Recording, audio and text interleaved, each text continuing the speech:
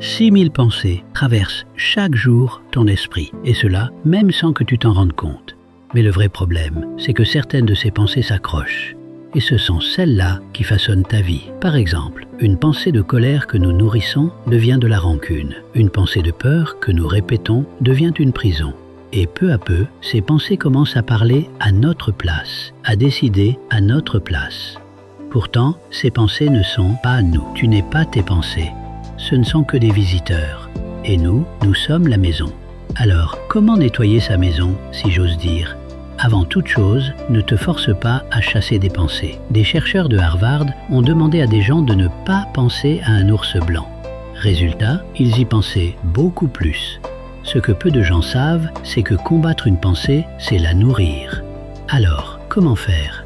C'est très simple. La prochaine fois qu'une pensée sombre arrive, ne la combats pas. Donne-lui un nom. Dis-toi, tiens, voilà la peur. Ou, tiens, voilà la colère. Juste ça, tu la nommes, tu la vois, tu la ressens, puis tu la laisses passer.